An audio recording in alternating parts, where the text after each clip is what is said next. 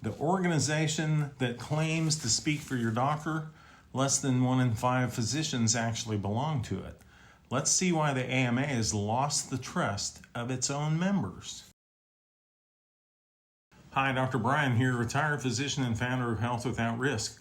When you hear about the American Medical Association, or the AMA, in the news, the media often presents it as the powerful united voice of every doctor in America. But a closer look at the data reveals a profound disconnect. The truth is, the vast majority of practicing physicians in the U.S., over 80%, have chosen not to join the organization. That number is down from the 75% of doctors who were members in the 1950s. Why the mass exodus? According to practicing physicians, the AMA's priorities have shifted dramatically away from supporting the everyday needs of doctors. Many feel the organization acts more as a political lobbying group than a true professional union, leaving them to fend for themselves against massive administrative burdens, aggressive malpractice attorneys, and state medical boards. Simply put, doctors feel unsupported by the very organization meant to represent them. One of the most significant sticking points is the CPT, or Current Procedural Terminology Coding System. The AMA owns and licenses these codes, which doctors must use to justify every single action for payment. This system, which became mandatory with the support of the AMA, has created an enormous time-sucking administrative burden, a key driver of physician abuse and burnout. For doctors, this system feels like an organizational mandate, not a benefit, and we all know how mandates feel. This gap is widening as the AMA takes strong political positions on controversial issues.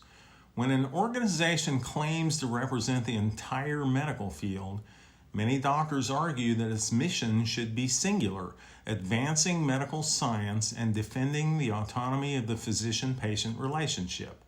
When politics appear to take precedence over core professional support, it's no wonder membership plummets. Meanwhile, the need for a non-political, science-driven approach is critical. For instance, the Department of Health and Human Services has a duty to look out for the safety of all Americans. This requires asking hard questions and conducting unbiased studies on treatments and procedures free from political pressure. The core mandate of medicine must remain clear. Politics do not belong in the decisions made by your doctor for your medical treatment, ever. When the voice of medicine loses the trust of the majority of its doctors, it leads us to a critical question. Who is truly looking out for the health and safety of the American public? The reality is, a growing number of people feel they have to look out for themselves. The corporate overtake of medicine, where physicians have lost their autonomy to corporate bosses, has eroded the public's trust in the entire system, including their own doctors. This is why you see a former physician like myself now working as a health coach, helping people navigate a system that often ignores their requests. The public is becoming their own best health advocate, and that, unfortunately, is the necessary fallout of this kind of disconnect. Like and share this video, and remember to follow Health Without Risk, where we explore options for better health you won't hear from mainstream medicine. Thanks for watching. Bye.